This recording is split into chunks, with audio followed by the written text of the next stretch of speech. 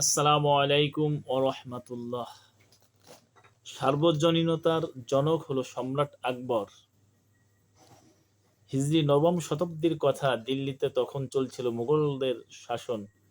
বাদশাহ হুমায়ুন ছিলেন দিল্লির শাসনকর্তা।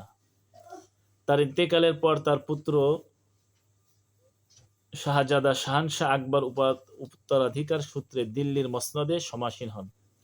তখন ছিল হিজরি ৯৬৩ সন। তখন থেকে একটানা ৫১ বছর অর্থাৎ ১০১৪ সাল পর্যন্ত তিনি দিল্লির সিংহাসনে অধিষ্ঠিত ছিলেন। তখন প্রজা সাধারণের কাছ থেকে খাজনা আদায় করা হতো ফসলের মাধ্যমে।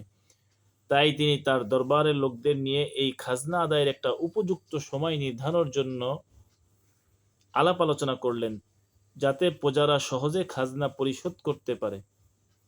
আর খাজনা যেহেতু বছরে একবারই আদায় করা হতো, এজন্য ফসলের মৌসুমের দিকে লক্ষ্য করে বছরের শুরু ও শেষ নির্ধারণের প্রয়োজন দেখা দিল, যাতে এতে কোনো বিড়ম্বনা সৃষ্টি না হয়।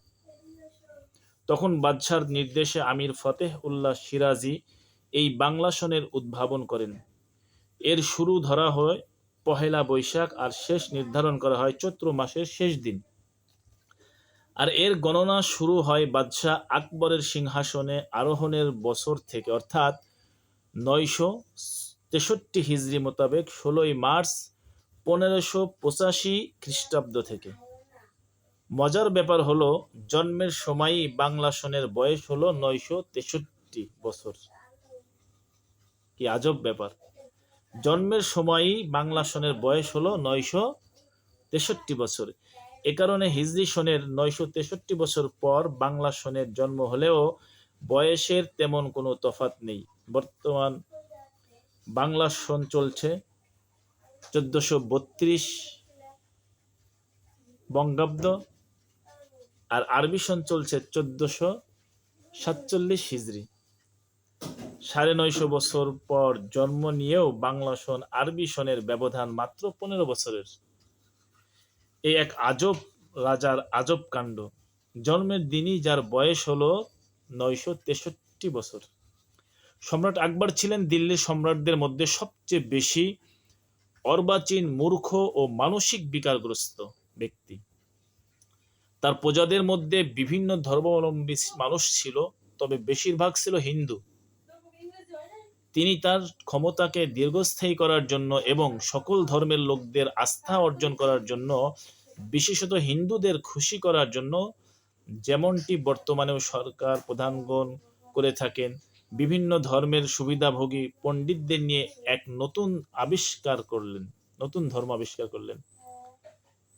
দেখবেন আমাদের সমাজেও দেখা যায়, যারা মেম্বার চেয়ারম্যান হয়, তারা বলে আমাদের ভোট তো গায়কের ভোট লাগবে, নায়কের ভোট লাগবে, চোরের ভোট লাগবে, ভালো মানুষের ভোট লাগবে, যেন সবার সাথেই তাল দিয়ে চলা লাগে। সেটাই বোঝাচ্ছে। তাহলে সম্রাট আকবর তারও এরকম একটা অবস্থা, যে যার নাম দিলেন, একটা এমন মূর্খ পণ্ডিতদের নিয়ে এমন একটা দিন বানালেন যে দিনের মধ্যে সব ধর্মের লোক সামিল হবে। তিনি সেই দিনের নাম দিলেন দিনে ইলাহি। কি? দিনে ইলাহি বলে একটা ধর্মের নাম দিলেন। এখন যেমন সার্বজনীনতার স্লোগান দিয়ে হিন্দু, মুসলমান, বৌদ্ধ, খ্রিস্টান সবাইকে একাকার করার প্রয়াস চালানো হচ্ছে, সম্রাট আকবরও মূলত দিনে ইলাহির নামে এ কাজটি করেছিলেন। কিভাবে সম্ভব? একটা সংস্কৃতিতে সব ধর্মের লোককে সামিল করা সম্ভব না। নিশ্চয়ই কোনো ধর্মের সাথে মিলে যাবে অথবা কোনো ধর্মের বিপরীত হবে। তাই সম্রাট আকবরকে সার্বজনীনতার জনক বলা হয়। তিনি সব ধর্মকে এক ধর্মে পরিণত করার জন্যই দ্বীন-এ ইলাহির গোড়াপত্তন করেছিলেন। এই দ্বীন-এ ইলাহির কিছু রূপরেখা আমি আপনাদের সম্মুখে সংক্ষেপে তুলে ধরছি। দেখুন, দ্বীন-এ ইলাহির কিছু নিয়ম কানুন কি করেছিল তারা, তার মধ্যে বিশেষ কিছু বলি। দ্বীন-এ ইলাহির মূল মন্ত্র ছিল লা ইলাহা ইল্লাল্লাহ আকবারু খলিফাতুল্লাহ। নাউজুবিল্লাহ। লা ইলাহা ইল্লাল্লাহ মুহাম্মাদুর রাসূলুল্লাহ বলতো না, আকবারু খলিফাতুল্লাহ। তাহলে মুসলমানরা কি এটা মানবে? অথচ অন্য ধর্মের লোক হয়তো মানতে পারে। সম্রাট আকবরের জামানায় একটি মতবাদ প্রসার লাভ করে, তা হলো হযরত মুহাম্মদ সাল্লাল্লাহু আলাইহি সাল্লাম প্রবর্তিত দিন ইসলামের মেয়াদ ছিল 1000 বছর। তাই 1000 বছর অতীত হওয়ায় দিন ইসলামের কার্যকারিতা লোপ পেয়েছে। কাজেই নতুন ধর্মের মূল কালিমায় মুহাম্মদ রাসূলুল্লাহর স্থলে আকবর ও খলিফাতুল্লাহ কথাটি বসানো হলো। নাউযুবিল্লাহি মিন যালিক। ঈমান থাকবে এটা বিশ্বাস করলে, এটা পড়লে। এবং মুহাম্মদ সাল্লাল্লাহু আলাইহি সাল্লামকে রাসূলুল্লাহ সাল্লাল্লাহু আলাইহি সাল্লাম স্বীকার করা রাষ্ট্রীয় বিধানে দণ্ডনীয় অপরাধ হিসেবে নির্ধারিত করা হলো। নাউযুবিল্লাহ, আস্তাগফিরুল্লাহ, আস্তাগফিরুল্লাহ। 2 নম্বর, দ্বীনে ইলাহির একটা নিয়ম ছিল। দ্বীনে ইলাহি গ্রহণ করতে মুসলমান দিগকে ইসলাম হতে তওবা করতে হতো। যারা দ্বীনে ইলাহি গ্রহণ করত তাদেরকে চেলা নামে অবহিত করা হতো। 3 নম্বর, নতুন ধর্মের তাওহীদি ধ্যান ধারণাকে নির্মূল করে তদস্থলে সূর্য, নক্ষত্র, আগুন, পানি, বৃক্ষ, শূকর, বানর প্রভৃতির পূজা প্রবর্তিত হয়। শাহনশাহ আকবর নিজে প্রত্যহ ভোরে, দ্বিপ্রহরে, সন্ধ্যায় ও মধ্যরাতে এই 4 সময় নিয়মিত পূজা করতেন। নাউজুবিল্লাহ। তাহলে কি আর মুসলমান থাকে? আরেকটা নিয়ম ছিল ইসলামী আকাইদের অন্যতম প্রধান অঙ্গ আখিরাতে বিশ্বাস। দ্বীনে ইলাহিতে এই বিশ্বাসের পরিবর্তে চাণক্য সমাজের পুনর্জন্মবাদ গ্রহণ করল। সম্রাট আকবর নিজেও বিশ্বাস করতেন যে তিনি মৃত্যুর পর অন্য কোনো স্বর্ণ সিংহাসনে অধিকারী হয়ে পুনরায় আবির্ভূত হবেন। দেখুন, সার্বজনীন বিষয়ে যখন করা হয় তখন যে কোনো ধর্মের বিরুদ্ধে চলে যায় সেটা। আরেকটা ছিল 5 নম্বর, দ্বীনে ইলাহির অনুসারীগণ পরস্পরের সাক্ষাতের সময় আসসালামু আলাইকুমের পরিবর্তে আল্লাহু আকবার এবং তদুত্তরে জাল্লা জালালহু মা আকবারা শানহু বাধ্যতামূলকভাবে বলতেন। নাউজুবিল্লাহ। দ্বীনে ইলাহির অনুসারী কারো মৃত্যু হলে তাকে পশ্চিম দিকে পা এবং পূর্ব দিকে মাথা রেখে দাফন করা হতো। নাউজুবিল্লাহ। 7 নম্বর, বিবাহ সম্পর্কে আইন জারি করা হয়েছিল এই মর্মে যে কেউ তার চাচাতো, খালাতো, ফুফাতো বোনকে বিবাহ করতে পারবে না। অথচ ইসলাম শরিয়াতে এটা সম্পূর্ণ বৈধ।